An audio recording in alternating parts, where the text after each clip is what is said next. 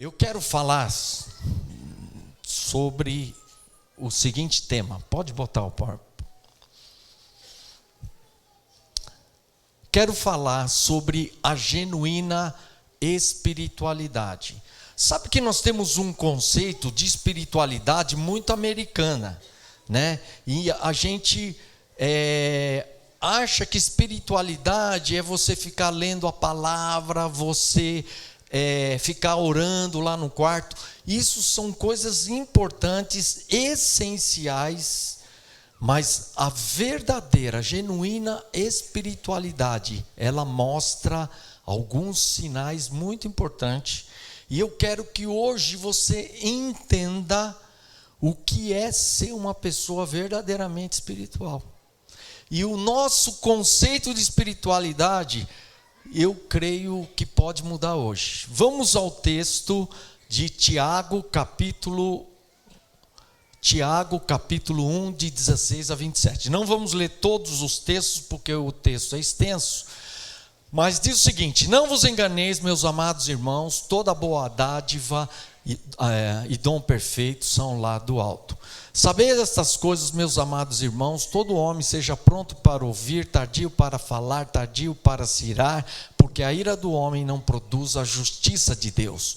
Portanto, despojando-vos de toda impureza e acúmulo de maldade, acolhei com mansidão a palavra em vós implantada, a qual é poderosa para salvar a vossa alma. Tornai-vos, pois, praticantes da palavra e não somente ouvintes, enganando-vos a vós mesmos.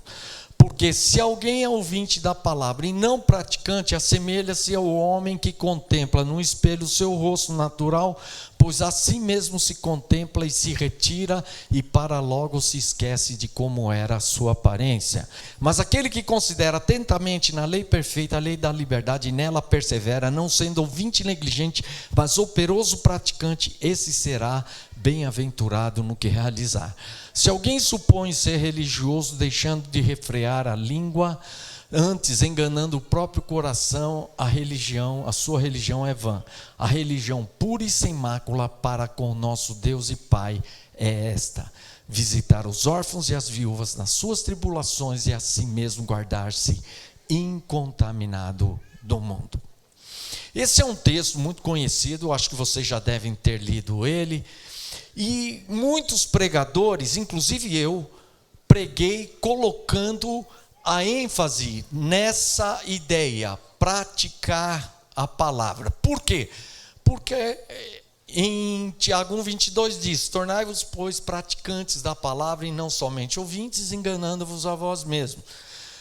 E também o 1,25, mas aquele que considera atentamente na lei perfeita, a lei da liberdade, nela persevera, não sendo ouvinte negligente, mas operoso praticante, esse será bem-aventurado no que realizar. Então muitas pessoas, por causa desses dois textos, colocam como o centro desse texto o praticar a palavra. E eu também já preguei nesse sentido, e muitas pessoas pregam. Não está totalmente errado, mas hoje eu quero mostrar uma coisa para vocês. Um professor universitário, ele estava explicando como é que você faz uma tese. Na introdução da sua tese, você tem que definir qual é a sua tese. Por exemplo, você quer fazer a seguinte tese: o homem é mau. Então você já define isso no início da sua tese. E aí, os homens que vão avaliar a sua tese, todas as outras páginas, eles vão ler tentando associar com o tema, que é o homem é mau. Então, a tese desse homem, então, o homem é mau, e tudo tem que girar, tudo que você escreve, desenvolve, tem que girar em torno disso. Eu quero dizer que a tese desse texto não é o praticar a palavra de Deus. A tese desse texto é o engano. Ele começa o trecho dizendo já logo no seguinte: no versículo 16: não vos enganeis, meus. Então ele começa dizendo, já chamando atenção sobre a questão do engano. No 22 ele diz: tornai-vos, pois, praticantes da palavra e não somente ouvintes, acontecendo o quê? Enganando-vos a vós mesmos. E ele diz aqui no 26, se alguém supõe ser religioso, e religioso aqui é a palavra grega no texto, rapaz, de vez em quando ele está dando uma avançada. A palavra religioso no grego é a palavra treskos, que significa que teme ou adora. Então, aqui ele está dizendo assim, se alguém supõe ser uma pessoa temente a Deus, supõe ser um adorador, e não refreia a sua língua, o que ele está fazendo? Está se enganando. Então, a ideia central do texto é a seguinte: quem ouve e não pratica, o que ela está fazendo? Então, o que acontece com a gente? A gente vem na igreja, ouve, mas não pratica. Sabe o que nós estamos fazendo? Estamos nos enganando. É isso que ele está querendo dizer. Está enganando a si mesmo. E a gente se acha, mas não é. A gente pensa que é, mas não é. Por quê? Porque está enganando a si mesmo. E é isso que acontece com muitos e muitos cristãos que vêm à igreja. Eles estão vivendo um engano. E Tiago está chamando a atenção. Agora, o que é o engano? Isso que é interessante. E eu vou dar uma ideia de um engano. Engano é você acreditar que algo é verdade, quando na verdade não o é. Correto?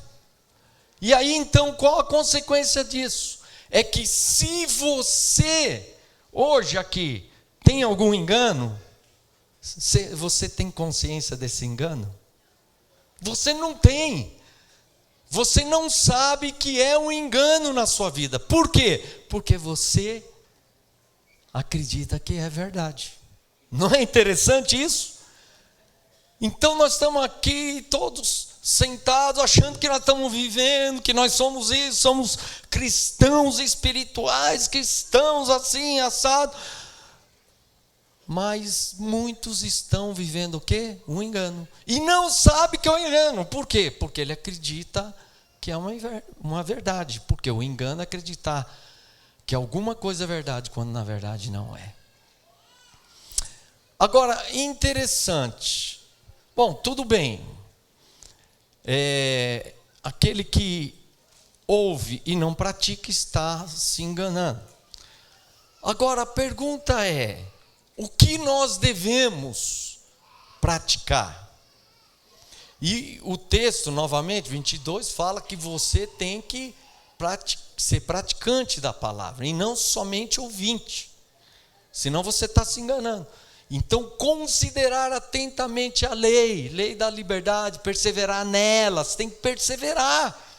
Você tem que sair daqui, não vai pensar que a coisa é fácil, que vai acontecer por geração espontânea. Você vai dormir e amanhã vai acordar, tudo vai acontecer. Não, você vai ter que perseverar.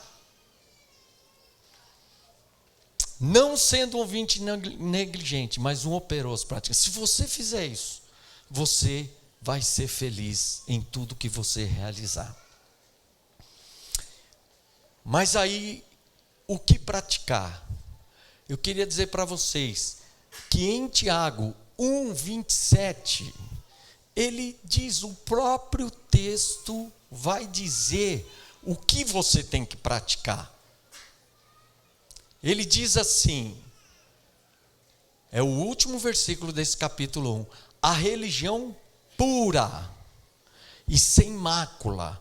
E aí a gente pode traduzir essa expressão como a verdadeira, a genuína, espiritualidade, que não tem nenhuma mancha, nenhuma ruga, nenhum desvio, nenhum engano, nenhuma mentira. Para quem? Não é para os outros, não. É para Deus, nosso Deus e Pai. Por quê? Porque para os outros você pode se enganar, você pode enganar os outros também. Você se engana e engana os outros também, não acontece isso? E a gente acha, nossa, que homem espiritual, que irmão, isso e aquilo, né? Mas muitas vezes não é.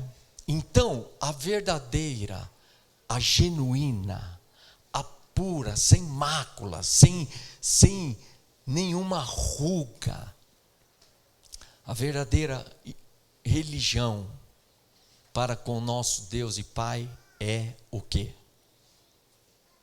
Visitar os órfãos e as viúvas nas suas tribulações e a si mesmo guardar-se o quê? Incontaminado do mundo. São duas coisas. A primeira parte se refere à compaixão por aqueles que sofrem, por aqueles que estão passando necessidade. E nós vamos ver aqui que o órfão e a viúva, naquela época, eram as pessoas mais desprezadas, exploradas e marginalizadas naquela sociedade. Se você se tornasse ou um órfão ou uma viúva, os caras iam detonar com a sua vida, iam arrancar tudo que você tem, iam te explorar e por fim você ficaria morando aqui debaixo da ponte, passando frio, fome e necessidade. E assim mesmo guardar-se incontaminado do mundo é que é a ideia da santidade, né? Caramba, o negócio está acelerado aqui, hein? Santidade. Duas coisas têm sido muito importantes esses últimos dias da minha vida, e eu tenho trabalhado com essas duas questões: a compaixão e a santidade. Hoje eu não vou falar tanto de santidade, por quê? Porque santidade é algo que vocês têm ouvido falar, e até muitas vezes isso é pregado, né? Mas a compaixão é muito difícil você ouvir pessoas falando sobre a compaixão. Então hoje eu vou focar nesse tema compaixão. E você vai ver, esse foi o último versículo, capítulo 1. Você vai ver do capítulo 2 em diante, como o assunto compaixão continua sendo o tema do texto de Tiago. Vamos lá. Compaixão é essência. Quando eu estou afirmando que a compaixão é a essência da vida cristã, eu estou afirmando uma coisa muito séria. Por quê? Porque eu estou dizendo que sem compaixão não existe uma vida cristã genuína, verdadeira. E a compaixão tem a ver com aquele negócio lá que está vermelho lá. O que é aquilo? Amor. Compaixão é amor. E os órfãos e viúvas eram as pessoas mais carentes, necessitadas e desprezadas naquela época. Agora, quando se fala dos pobres, né, dos necessitados, muita gente pensa, e já vi gente falando, mas os ricos também, figurativamente, eles são pobres espiritualmente, pobres emocionalmente. Mas nós vamos ver que quando Tiago fala de pobre, ele está falando de pobre mesmo, aquele que vive na sarjeta, que não tem dinheiro, que não tem posse, que está passando fome e necessidade.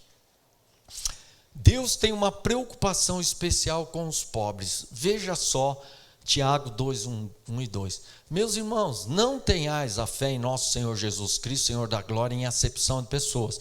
Se, portanto, entrar na vossa sinagoga um homem com anéis de ouro nos dedos em trajes de luxo, e entrar também algum pobre, ele está falando em forma figurada? Não, ele está falando do rico, rico, e do pobre, pobre.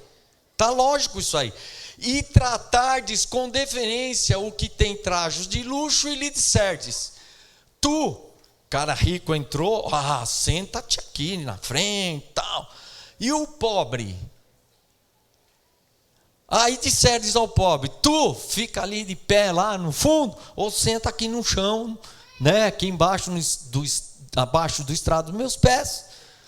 Se você fez isso, não fizesse distinção entre vós mesmos, e não vos tornasses juízes tomados de, eu vou dar uma ênfase nessa frase, perversos pensamentos. Eu quero dizer uma coisa: quem faz distinção entre rico e pobre, o rico ele trata de um jeito e o pobre de outro, isso na palavra de Deus se chama perversidade. E olha, muitos de nós, quando o cara é rico, a gente trata assim, e um pobre a gente despreza. Isso não só dentro da igreja, vocês sabem que muitas igrejas fazem isso. Os ricos têm lugares especiais, atendimentos especiais, e os pobres ficam na fila e nunca, às vezes, são atendidos pelos pastores. E Tiago chama isso de perversidade. Isso é uma maldade. Deus não admite isso. É bravo, hein? A palavra é dura, né?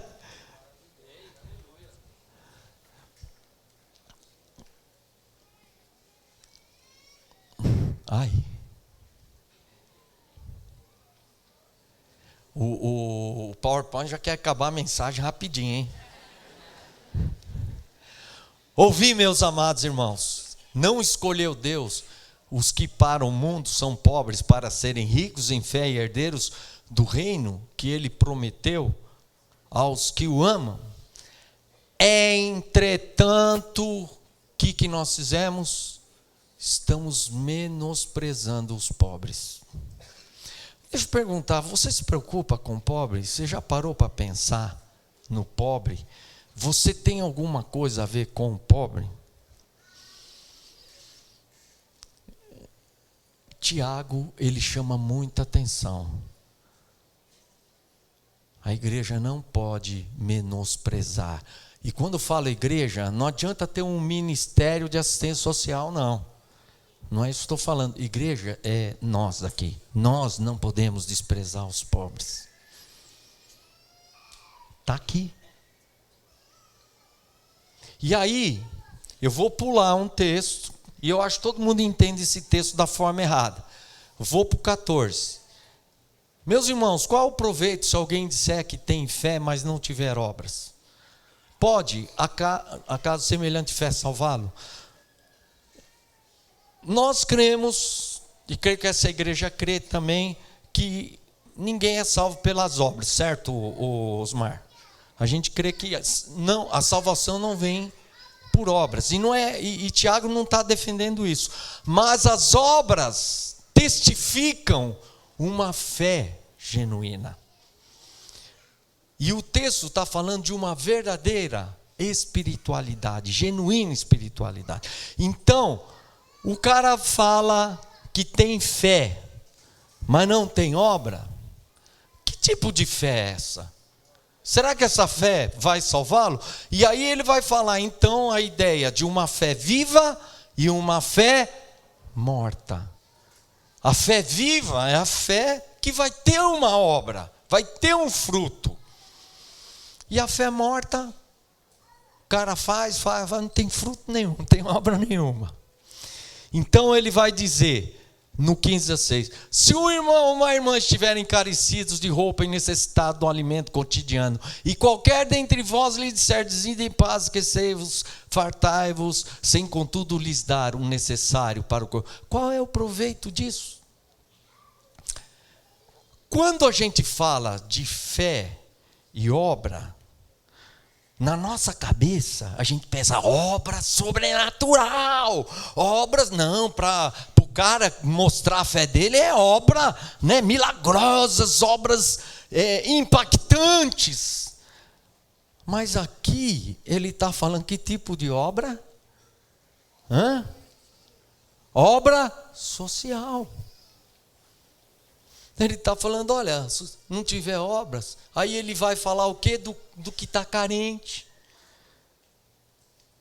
Então, se você vê o contexto, não é obras sobrenaturais, não.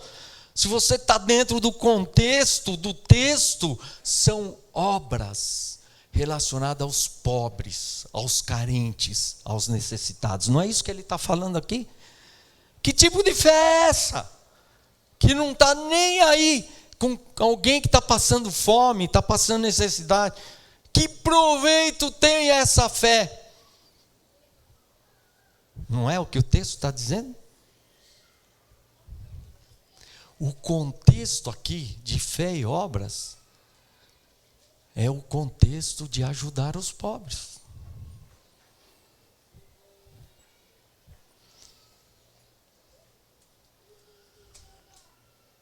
Assim também, nós vemos 14, 15, 16, agora 17. Assim também a fé, se não tiver obras, está vendo? Está se referindo àquelas obras no 16. Por si só está o quê? Olha, eu vou dizer uma coisa. A palavra de Deus pega no nosso pé, hein? Porque até hoje, até um tempo atrás, eu achava que eu não tinha nada a ver com os pobres. Que o meu negócio era pregar, adoração, ajudar as pessoas, tal, e pá, dentro da igreja, tal. O pobre para mim era um ministério, assim, de algumas pessoas, tal. Não tinha a ver comigo. Mas esse texto, ele me pegou no pé. Por quê? Porque ele diz, assim também a fé, se não tiver obras, ele está chamando de uma fé onde as pessoas não se preocupam com os necessitados, com os pobres, os carentes. É isso o contexto, irmãos. Não é obras sobrenaturais, obras impactantes, não. É o pobre, o carente, o necessitado. Vem, lê o texto de novo. Mas alguém dirá, tu tens fé, eu tenho obras. Mostra-me essa tua fé sem as obras, e eu, com as obras, te mostrarei a minha fé. Irmãos, sabe a igreja que Deus quer levantar? É a igreja que tem aquilo lá, está escrito em vermelho. Infelizmente, hoje nós vemos uma igreja egocêntrica. As pessoas vêm pensando em si mesmas, buscando bênçãos para si. É um evangelho egocêntrico. O evangelho existe para mim. A partir do momento que você se converte, você não é mais o centro. O centro é Deus e o próximo.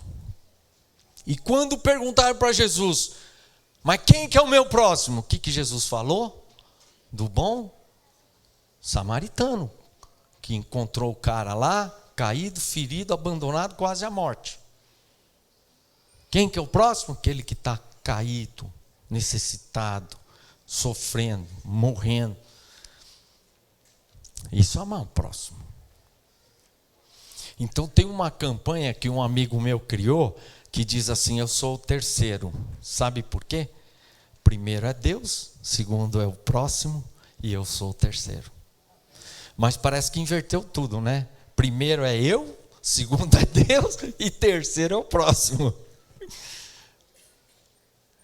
Fé, obras e compaixão estão intimamente ligadas a uma verdadeira espiritualidade. Eu nunca tinha enxergado isso. Eu nunca tinha enxergado isso. Fé, obras e compaixão estão intimamente ligados. Se não houver obras de compaixão, segundo Tiago, a sua fé é morta. Eu vou dar uma visão para vocês. Eu tenho um curso de adoração e eu tenho onde uma matéria que eu chamo a teologia bíblica de adoração. E por causa das coisas que eu tenho, até estava falando para o Osmar, que eu tenho repensado a igreja, a vida cristã, então eu tenho feito uma releitura da palavra de Deus, como esse texto, que é um texto extremamente conhecido, mas quando a gente lê, a gente não entende do jeito que eu estou explicando, entende de uma outra maneira. Então eu venho repensando vida cristã e igreja, e a minha teologia também sobre adoração mudou. E eu vou te mostrar a visão de Deus sobre a adoração do povo de Israel. Eu vou pegar alguns textos rapidamente, que isso aqui é um trecho do meu curso, né? Onde Deus está avaliando a nossa adoração. Então vamos ver. O Senhor disse: visto que esse povo se aproxima de mim, e com a sua boca, com seus lábios, me honra, mas o seu coração está longe de mim. Então a gente vem, a gente canta, a gente adora o Senhor, não é verdade? Mas sabe o que Deus diz? Vocês estão cantando, vocês estão me honrando com seus lábios, mas o seu coração está longe. Está longe, está nas coisas do mundo, está lá em outras coisas, não está nada ligado àquilo que você está falando. E ali no início do texto de Isaías, do livro de Isaías, Deus disse assim: lavai-vos, purificai-vos, tirai a maldade de vossos atos de diante dos meus olhos, cessai de fazer o mal. Eu estou lendo numa boa, mas eu acho que Deus não estava falando que nem eu, não. Olha essas palavras. Eu vou dar uma exagerada aqui, mas, sabe, é um grito, é uma exortação, como se Deus chegasse e dissesse assim, ó: chega, eu não aguento mais, para de mentir, para de ficar enganando os outros, para de fazer essas coisas erradas, cessa de fazer o mal diante dos meus olhos, eu não aguento mais. Será que não enche? Deus não fica cheio de tanta mentira, tanta falsidade, tanta manipulação? A gente fica falando mal dos outros, fica pensando coisa errada, fazendo tanta coisa, Deus não aguenta mais.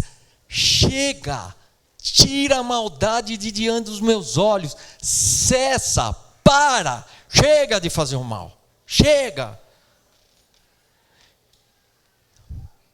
O que tem a ver? Santidade. E aí o 17, o que ele diz? Aprendei a fazer o bem, atendei à justiça, repreendei o opressor, defendei o direito do órfão, pleitear a causa das viúvas. Olha só o que Deus está falando.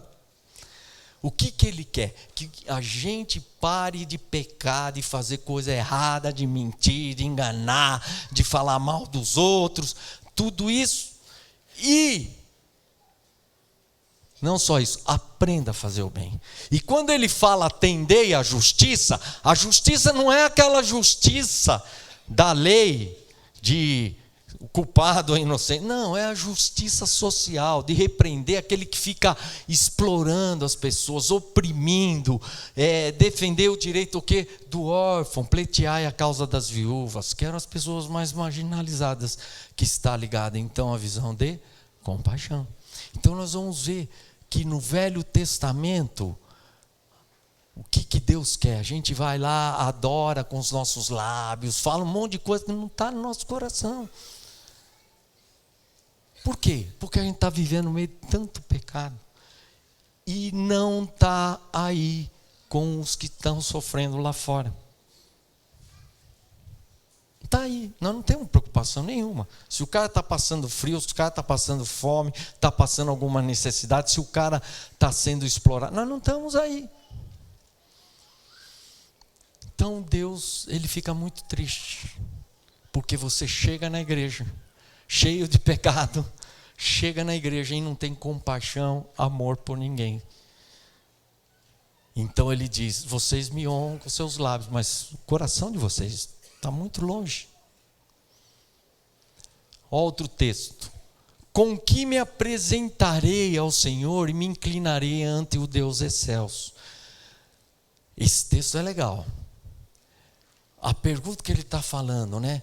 A gente vai diante de Deus, nós vamos entrar na presença de um Deus grande, um Deus maravilhoso, um Deus poderoso. Ele é um Deus excelso. Não tem outro Deus igual a esse Deus. Ele é maior do que qualquer autoridade na face da terra. É um Deus tremendo. Como é que eu vou me apresentar diante dele? Virei perante ele com holocaustos, com bezerros de 1 ano, quer dizer, era a forma deles adorarem a Deus, de exaltarem a Deus. Como é que eu me apresento diante dele? Olha só o que ele fala ainda: agradar-se-á. A preocupação dele, ele quer agradar a Deus. Agradar-se-á o Senhor de milhares de carneiros, de 10.000 ribeiros de azeite. Nossa! Darei o meu primogênito pela minha transgressão, fruto do meu corpo pelo pecado da minha vida. Quer dizer, o cara está querendo agradar a Deus. Ele está disposto a dar milhares de carneiros, 10.000 ribeiros de azeite. E se preciso ainda, o próprio filho, o filho primogênito era o filho mais importante naquela época. O cara está disposto a um sacrifício extremo, como adoração a Deus, como sacrifício a Deus, para agradar a Deus. Aí vem a resposta de Deus. O que Deus quer? O que vocês acham? Vocês já sabem a resposta, né? Porque estou dando o estudo que já vão adivinhar. Ele te declarou, homem, o que é bom. E o que Deus pede de você? Então nós vamos ver que Deus não está pedindo carneiro, não está pedindo azeite, e nem que mate seu filho. O que ele está pedindo? Ai, meu amigo, eu ia fazer o suspense, né? Olha aí, já apareceu. Fica aí. Que pratiques o quê? Que justiça é essa de culpado inocente? Não, justiça social. Que ames o quê? O que é a misericórdia? É a junção de 2 palavras. Miséria e cardes. Cardes é coração. Você no seu coração sentir a miséria dos outros. Ser misericórdia, amar isso. E andar o quê? Olha, uma das qualidades mais importantes hoje num líder, eu enfatizo isso muito, líderes, a humildade.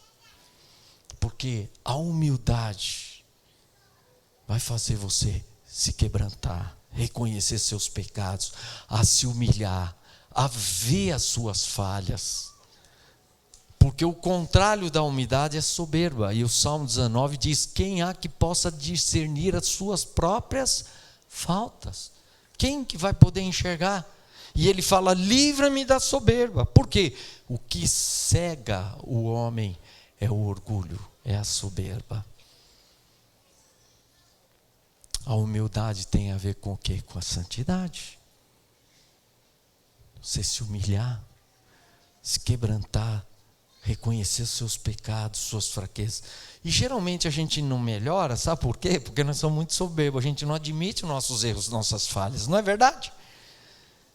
Tem que ver às vezes a esposa ou o filho falar: pai, você é muito assim, e a gente ainda muito orgulhoso não admite. Então a humildade tem a ver muito com a santidade. O quê? Compaixão e santidade. Essa também é legal.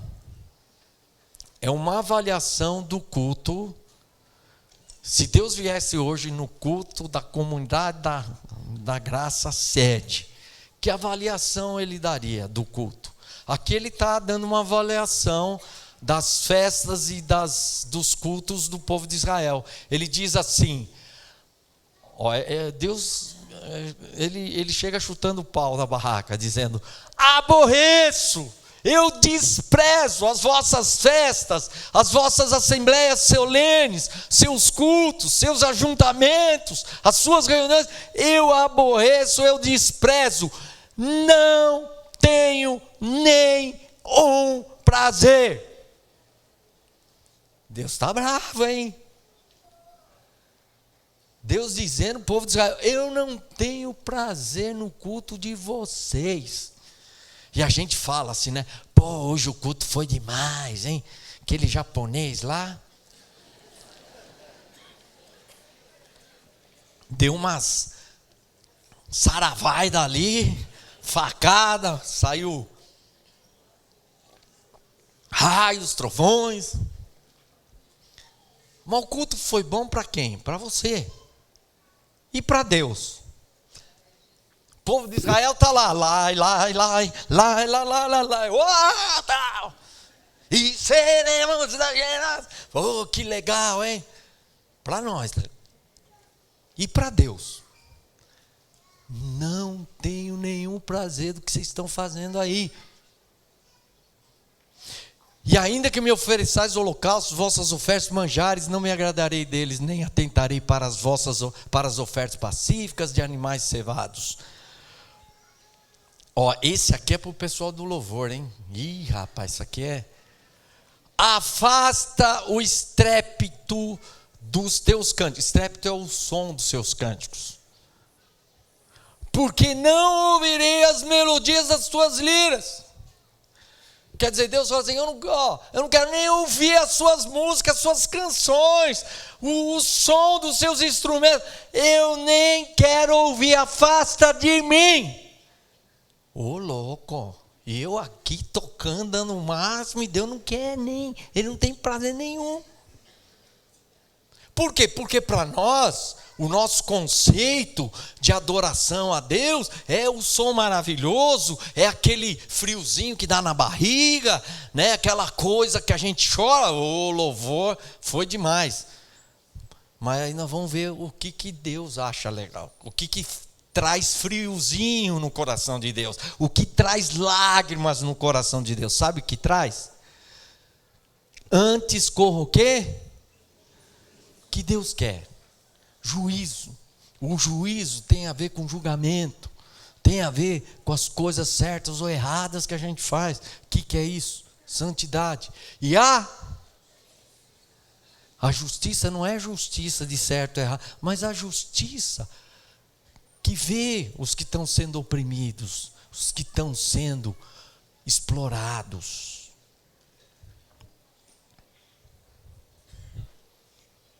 Compaixão. Irmãos, vocês estão entendendo? Não é um texto, é vários textos. Deus falando mesmo. Você acha que Deus precisa de música para se alegrar? Você acha que a gente faz aqui é o que vai alegrar a Deus? Não. Sabe o que vai alegrar a Deus? É aquilo que a gente faz lá, não é aqui. Aqui tem que ser o resultado daquilo que a gente faz lá. Aí Deus, quando vê você, Ele vai dizer que você não está falando só da boca para fora. Você não está honrando só com seus lábios. Você está vivendo uma vida santa e uma vida cheia de compaixão.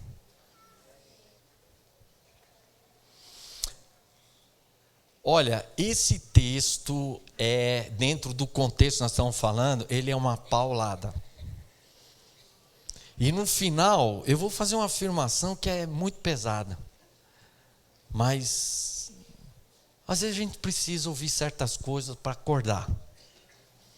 Espero que nessa manhã, talvez você não dormiu bem à noite, né?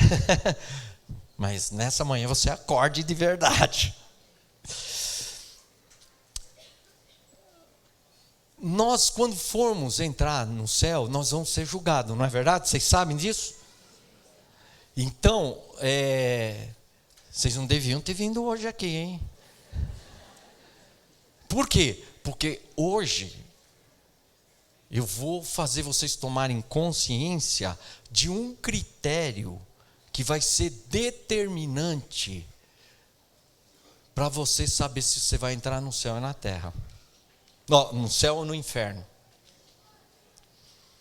Então, nós vamos ver um texto da palavra de Deus onde Jesus vai dizer claramente: olha, para você entrar no céu, ou não é ou, hein? Tem outros critérios, mas um dos critérios que ele vai usar para julgar quem vai entrar no céu ou quem vai para o inferno.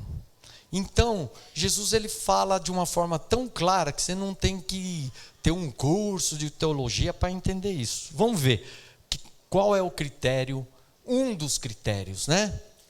Quando vier o Filho do Homem, Mateus 25, 31, 33. Quando vier o homem, Filho do Homem, na sua majestade, e todos os anjos com ele, então se assentará no trono da sua glória, e todas as nações serão reunidas à sua presença, e ele vai separar o quê?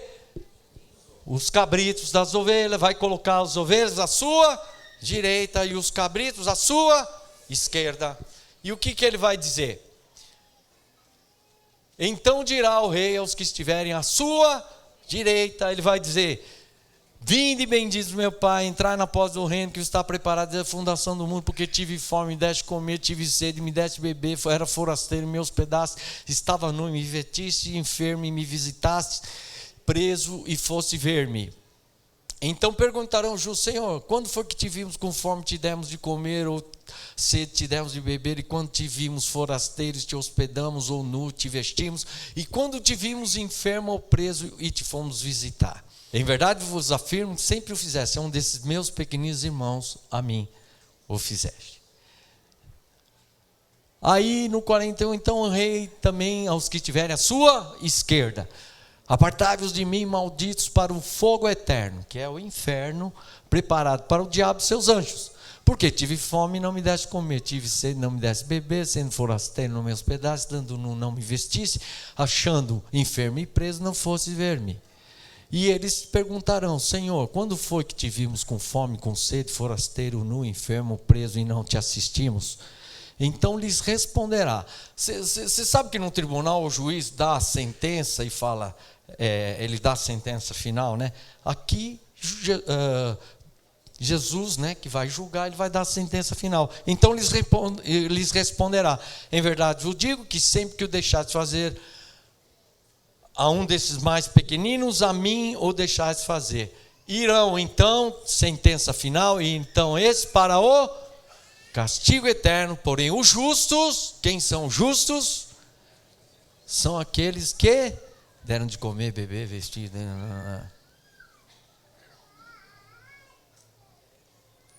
Não é sério isso? A compaixão. Olha, nós não cremos em salvação pelas obras. Não é obra. Tem gente fazendo obras aí sociais e tal, mas eu estou usando a palavra compaixão. É movido por um profundo amor.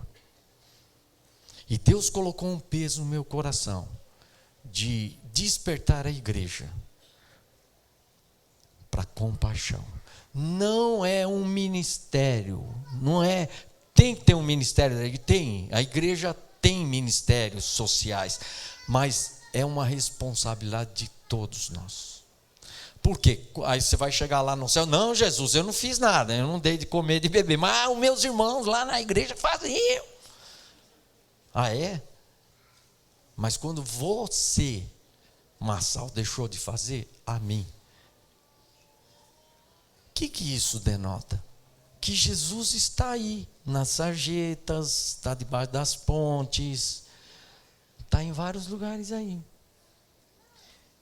Então, o critério básico será a compaixão. Você teve compaixão, você é ovelha, você vai para o céu. Você não teve compaixão, você é cabrito, você vai para o inferno. Queria chamar o pessoal, vem aqui, o Wilson, traz a turma aí. Eu comecei a mudar a minha visão, a minha teologia, até começou a abrir meus olhos, sabe aonde? Na Cracolândia. Eu comecei a ir lá e a coisa foi... Sabe que eu descobri uma coisa? Eu andava no meio daqueles caras, tudo drogado, etc. Pode subir aqui em cima, por ali? E o que aconteceu? Eu percebi que eu não tinha compaixão por aquelas pessoas. Eu não sentia aquela coisa, ai, coitado, esses caras, né? Estão passando necessidade e tal. Eu não tinha isso aí. E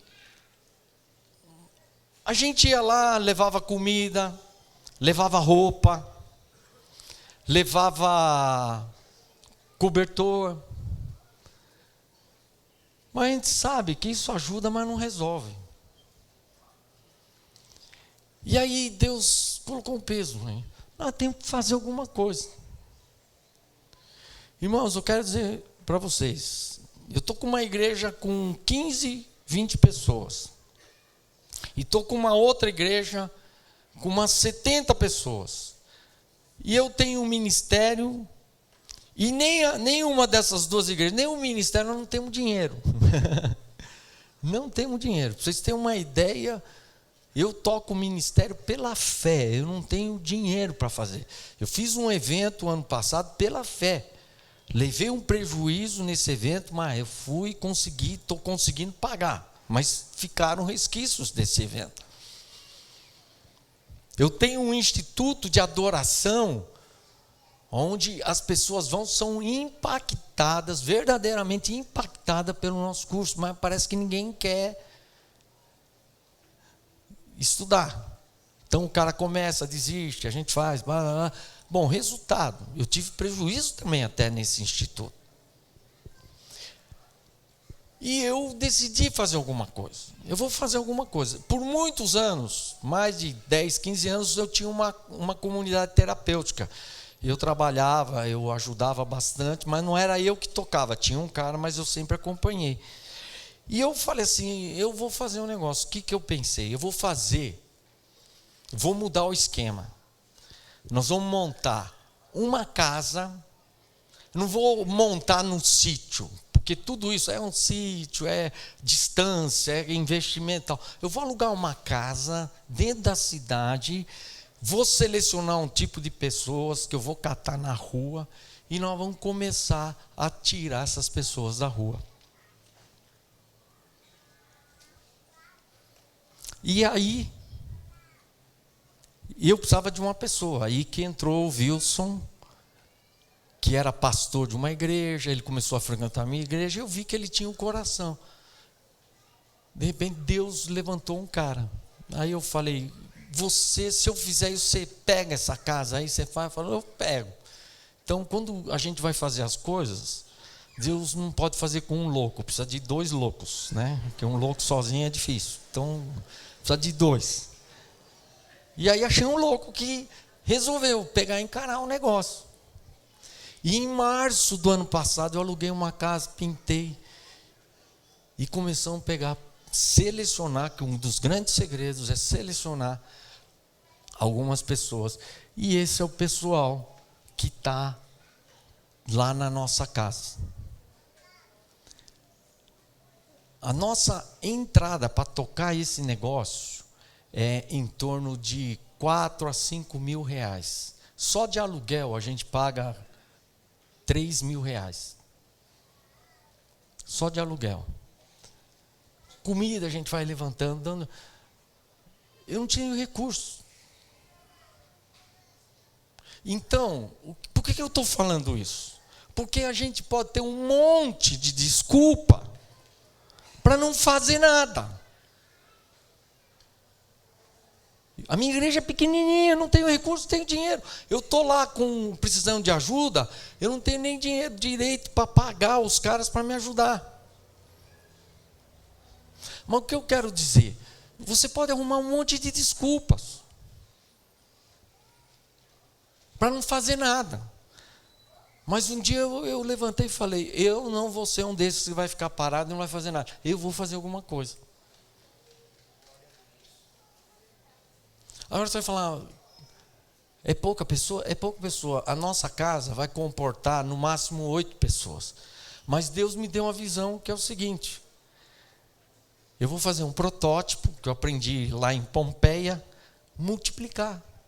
Então hoje eu sou uma casa e nós estamos com uns 4 aqui.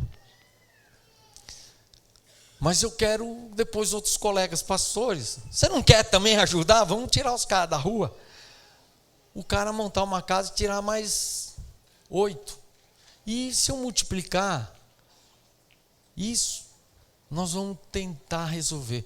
Agora, o seguinte: Jesus disse que nós nunca vamos acabar com os pobres e os necessitados. E eu creio que eles vão existir sempre. Eu fui em Nova York, que é uma das cidades mais ricas do mundo, se não a mais rica do mundo. Eu fui lá, tem morador de rua.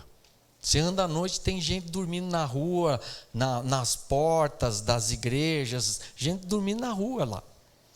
Uma das cidades mais ricas. Você sabe que a primeira e maior organização social na história do mundo, quem que foi? A igreja.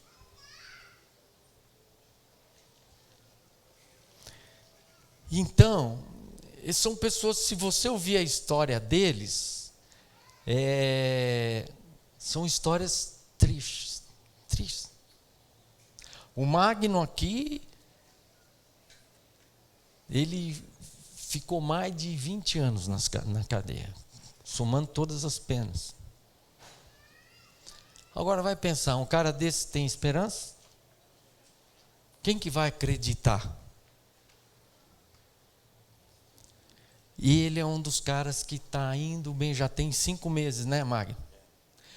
E até interessante, a gente brinca com ele, porque ele tem cara de pitbull. O David, quando entrou lá na casa, olhou para o Magno e falou: ih, rapaz, esse cara deve ser bravo, deve morder. Mas você conheceu o Magno, é uma mãe, tem um coração maravilhoso. O Elvis, nós temos Elvis Presley, roqueiro, yeah!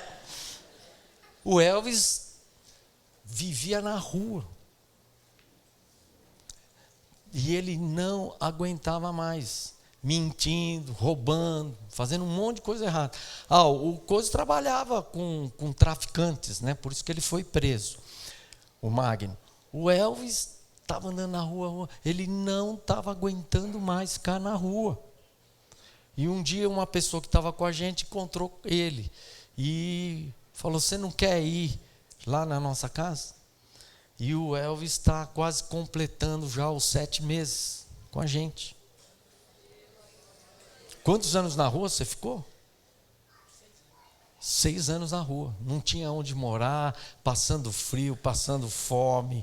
Para comer tinha que mentir, para conseguir isso, aquilo. E estava levando uma vida, não aguentava mais. O David, ele já teve uma vida melhor, né, David?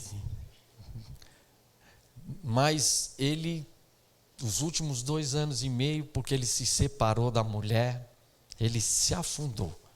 Prostituição, drogas, estava mal. E ele veio então para a nossa casa e está indo muito bem. O Wagner é pastor, ele também esteve em cadeia. Quanto tempo você esteve em cadeia, Wagner? Quanto? 5 anos mais ou menos, né? E ele é um cara que ajuda lá na casa também, e também passou muita coisa. A minha alegria é poder saber, olhar essas pessoas que há um tempo atrás não tinha esperança.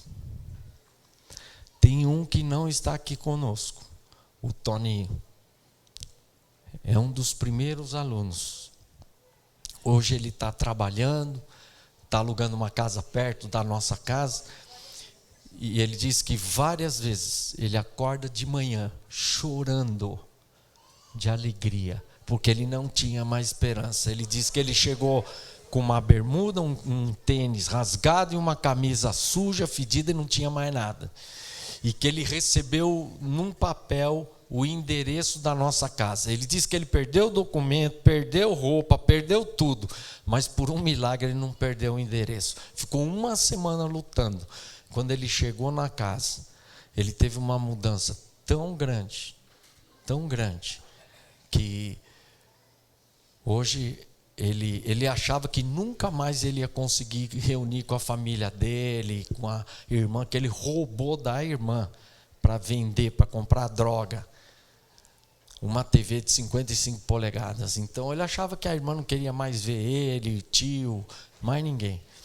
E hoje ele vai, almoça, come, se encontra com os parentes todo final de semana. Pode falar? Ontem nós oramos com o Toninho e ele trouxe uma lista de clientes que ele está pegando um setor para trabalhar, né, na cidade, ele trabalha na área de segurança.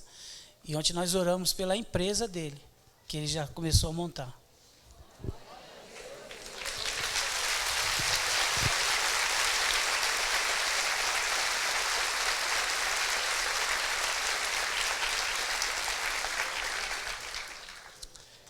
Toda segunda-feira nós estamos lá na favela, terça-feira nós vamos na favela, e várias vezes eu digo, eu não sei se é eles que precisam de nós ou eu que preciso deles, né?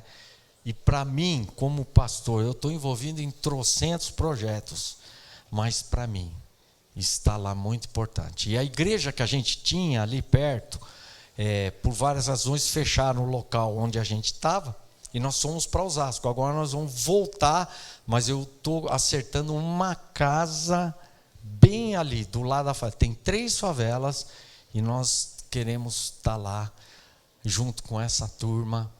E eu quero dizer para vocês que eu tenho repensado igreja e vida cristã, e muitas coisas começaram a mudar nesses últimos 2, 3 anos, a partir do momento que eu comecei a ir para as favelas.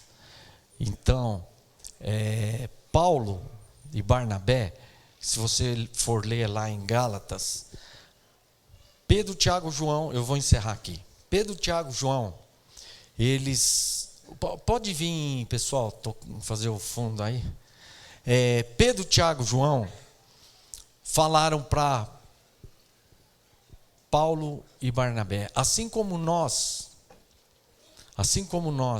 vamos pregar para os judeus, vocês, Paulo e Barnabé, vocês vão pregar para os gentios. Mas eu quero dar uma recomendação. Olha a situação. Paulo e Barnabé estão indo plantar a igreja no meio dos gentios. E Pedro, Tiago e João estão dando uma recomendação. Se fosse eu não ia dar uma, eu ia dar umas 10. Ensina eles a orar, ensina eles a amarem a palavra, que você trabalhe com líder, forme líderes fiéis, idôneos, e eu ia dar umas 10 orientações e recomendações. Mas Pedro, Tiago e João deram uma recomendação. Sabe qual foi? Não se esqueçam dos pobres. Eu acho que Paulo ia surtar, né? Que pobre é tranqueira, pobre é problemático, pobre não dá fruto, vai consumir dinheiro. Vocês estão doidos? Para que eu vou? Eu tenho que investir meu tempo em liderança, eu tenho que formar líder. Mas que Paulo entendeu o recado. E ele diz no próprio texto, o que eu me esforcei fazer. Sabe por quê? Que eles deram essa uma recomendação, uma só. Porque a compaixão, ela é a essência do Evangelho. Deus se preocupa com os pobres. E Ele vai provar a sua fé. Ah, mas eu sou culpado. Ah, eu não sei o quê. Ah, não. E ó, não é para ficar cobrando aí dos líderes dessa igreja, não. É você. O negócio é você e Deus. Porque quando você chegar lá, diante de Jesus, no trono, não vai adiantar você falar, não, mas meu pastor, a minha igreja, blá, blá, blá. Não vai adiantar, não. Ele vai falar você, ele vai cobrar de você, não vai falar da igreja, do pastor. O pastor, a igreja vai ter a sua responsabilidade, é lógico.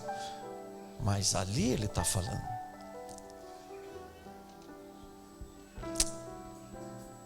Sabe que eu vou dar uma palavra. Às vezes eu tenho receio de falar isso, mas eu vou falar hoje. Eu queria dar uma notícia triste, muito triste, que eu vou falar, assim eu não falo com alegria. Sabe o que eu acho hoje? Pelo que eu tenho estudado a palavra, eu vou chutar baixo. Eu vou chutar baixo. Infelizmente, 50% de quem está aqui hoje, não estou falando dos que não vieram, 50% dos que estão aqui hoje, infelizmente, estão indo para o inferno. Vão chegar diante do trono, vai bater na trave, quase, mas não vai entrar. Porque nunca se preocupou. Nunca fez nada. Vocês estão entendendo o que é verdadeira, genuína espiritualidade que Tiago define? A religião pura, sem mácula, para com o nosso Deus e Pai, é esta: visitar os órfãos e as viúvas nas suas tribulações e guardar-se incontaminado do mundo. Vamos ficar de pé.